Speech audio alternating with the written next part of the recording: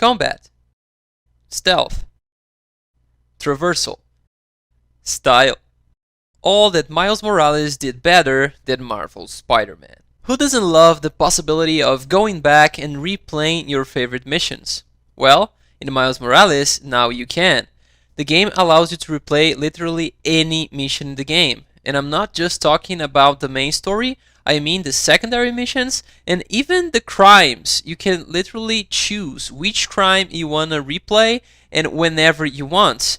Using your Friendly Neighborhood Spider-Man app, you can simply go there and choose between every single crime that you have in the game whenever you want, and you're gonna be able to do it right away. The great thing is, if you still enjoy how Marvel Spider-Man works, which is just a crime showing up randomly while you're swinging around a city, these crimes also pop up like that in Miles, but you also get the extra ability of choosing them. Thank you so much, Insomniac. I'm so glad I can finally replay any mission I want whenever I want. I also remember how happy I got when I found out that in Miles Morales you can perform stealth takedowns from the walls or from the ceiling. That is such a classic takedown for Spider-Man, and I'm so glad it's finally here. You can also take people down using a stealth takedown from the front, but to do that you need the camouflage, so I can understand why this wasn't in the first game. I really hope they can find a way for Peter to do this front stealth takedowns as well.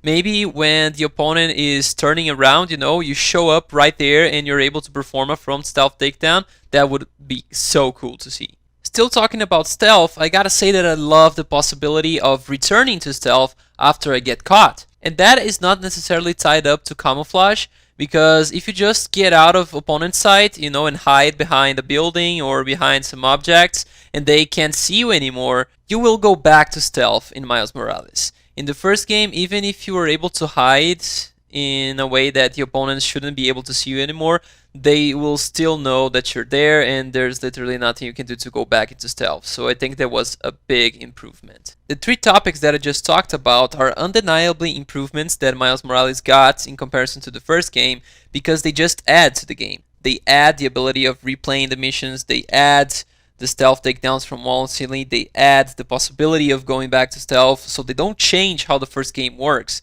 They just add more possibilities to it. The next 7 topics are going to be changes they did for Miles Morales, so there is personal preference involved. And I'd love you to tell me in the comments if you agree with me that these 7 topics are actually better in Miles Morales, or if you think they are better in Marvel Spider-Man, and why. One of my favorite changes that Miles Morales did was to not have as many second chances as Marvel Spider-Man gives you. In Marvel Spider-Man, you have what I like to call the 10% rule, or the last pixel rule, which is the idea that if Spider-Man has around 10% of his life, 10% or more, doesn't matter how much damage he takes from the enemies, he's never going to get knocked out. You can only get knocked out if you have less than 10% of your life. I did a testing and I'm going to be showing you right now on the screen.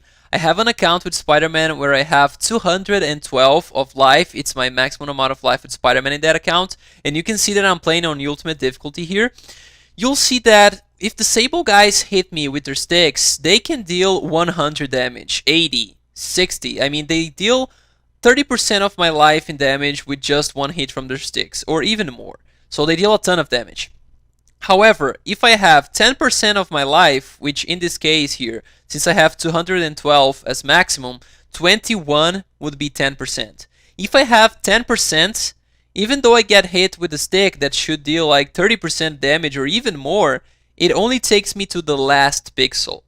I only go to 1 of life. I don't get knocked out. Even though that attack does a lot more damage than just 21, than just 10%, I don't get knocked out. However, if I have less than 10% of life, which in this case would be 20 or less, I get knocked out. I did the same testing in a save where I only had 100 of life, which is how you start the game.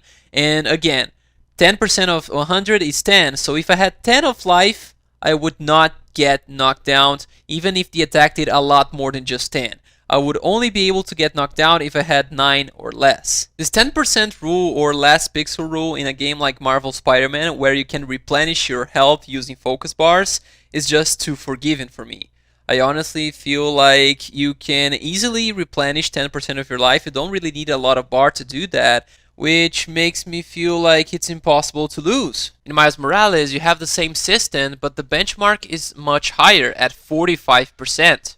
You see gameplay right now on screen where I'm playing against Rhino and I have 100 of life. You'll see that there is an attack in which he throws a rock at me and he does 99 damage. He only leaves me with a pixel, and that same attack done while I have 45 of life, which is 45%, is not enough to take my life. I mean, it does more than 45, but it only takes me to the last pixel. However, that same attack when I got 44 of life, again, lower than 45%, it's enough to take me out. I did the same testing in a save where I had 150 of life, and you'll see that that rock does over 100 damage while having full health, but if I have 68 of life, which is more than 45%, that rock is not enough to put me down.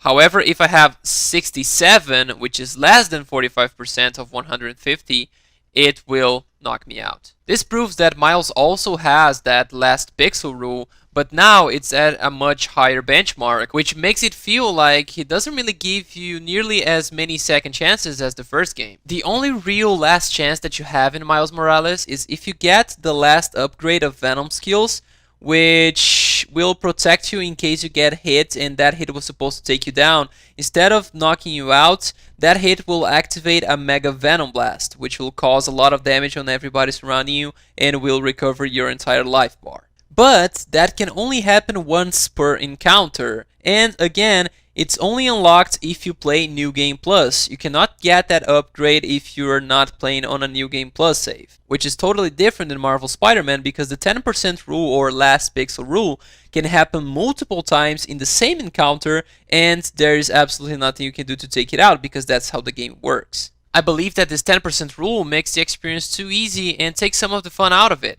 since any bit of life you're able to replenish is already enough to make yourself safe from losing, while in Miles you're gonna have to replenish almost half of your entire life bar to be safe. Still, regarding how hard the game is, I want to mention that the boss fights in Miles Morales are much better. Bosses have a lot more options, they adapt to you, and it requires a lot more skill for you to beat them, especially in the harder difficulties. I made a whole video talking about that, so if you're interested in more details, I'm gonna leave a card up here for you to check that video out once you're done with this one. The system they implemented for you to use your finishers and your powers are much better than in the first game too. In Marvel Spider-Man, you have the focus bars, which you can use for replenishing your life or for performing finishers, and you also have a circle on the upper right corner which indicates your suit power. The problem I see with the system is regarding the suit powers. First problem I see is that the suit power circle that you see there will replenish according to a specific amount of time and not according to how well you're able to play the game. The game doesn't reward you for doing long combos or for not getting hit in the fight. It's just a matter of waiting the specific amount of time it takes for that specific suit power to replenish. The second thing is that the system only allows you to use one power at a time. If you want to use another, you have to go back to the menu and select a different suit power so that you can use it. In Miles Morales, instead of having that circle up there, you now have the powers on the bars that you have the focus bars in the first game. You can use them to restore your life, or you can use them to perform your Venom attacks. The better you play, the faster you can fill those bars, and you get access to all of your powers using those bars instead of having to go back into the menu to switch them. The finisher system is now related to your combo counter. After getting a 15 hit combo, you're going to be able to grant yourself 1 bar of finisher. Important to mention that not only your attacks count for that 15 hit combo, but things like dodges count too. You can stack up to 3 bars, but you cannot use them to replenish your life, just to perform the finishers. I like the system more because both the finishers and the powers are related to how well you're doing, which rewards you for playing well and doing better, and also because it allows you to use all your powers in the fight instead of having to go back to the menu to switch it. I think Insomniac agrees with me because apparently that is going to be the system they're going to use for Marvel Spider-Man 2. Before continuing, I just want to remind you to leave me a thumbs up to support my work if you're enjoying this video, and also subscribe to the channel and click on the notification bell to receive more content like this. Another great idea that was implemented in Miles was having something for you to unlock in New Game Plus. There are a few upgrades for your skills, for your gadgets, even I think there is even a suit for you to unlock. in Miles Morales that you can only get in New Game Plus. If you don't play New Game Plus, you're gonna get most of the upgrades and most of the unlockables in the game, but there are a few that you gotta play New Game Plus. It gives you a reason to actually replay the game on this mode, and I actually like that. You just gotta be careful to not put something too important there, because again, forcing the person to play this New Game Plus to unlock something that is too valuable, that is too important for the gameplay, I think that would be bad. So they gotta be very careful on how they do that. But in the way that it was implemented in Miles, I thought it was great. The web swing seems to have gotten better too. I'm not sure if that's style for Miles, if it's just new animations for the way he swings, or if it's actually a better fluency in how you web swing. But there are a few moments where it's like Miles is doing an air trick or something like that, and then he just goes for a web swing and he shoots a web without even looking at it, and the camera shows Miles from the front. Usually when you web swing, the camera is on the back, but there are a few animations where Miles actually shoots a web without looking, and it really fits well with how he was moving with the air tricks. So I don't know if they got it a little more fluid with the movement, or if it's just the style that Miles has of web swinging, but it certainly looks better. I also want to mention the possibility of doing multiple air tricks now, because you not only have the possibility of going up, down, left, or right, but if you press again to any of those directions, you're gonna do another version of air tricks, so you got multiple possibilities, even more than you got before. I also like that now each challenge has a different goal for you to achieve. If you get the combat challenges, for example, the first one, you gotta swing around an object or an opponent and hit the surrounding opponents as many times as you can. The second challenge is about dodging and not getting hit. The third is about air combat. So each challenge explores a different mechanic of the game, and that is so cool because it's something different than the challenges you've done before. In the first game, you have the combat challenges, stealth challenges, traversal challenges, but usually the idea behind stealth and combat there is to try and do as fast as you can, because that's what it's going to grant you the most amount of points. But in Miles, it's not just about how fast you can do, it's more about what is the challenge, you know? I like it because it adds diversity for gameplay, and also it shows you the game mechanics and kind of trains you to get better at them.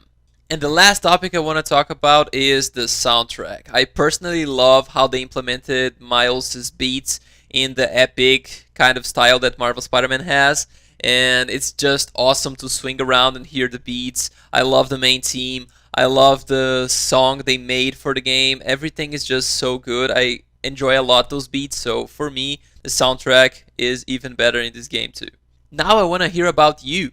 As I said before, the last 7 topics involve personal preference. So now I'd love you to tell me if you agree with me that those are actually better in Miles Morales, or if you believe they are better in Marvel Spider-Man, and tell me why is that. Also, tell me in the comments if you enjoy more Marvel Spider-Man or Marvel Spider-Man Miles Morales. If you'd like to give an extra support for my work, check out my Patreon. The link is on the description and in the comment section. Thanks for watching, and I'll see you later.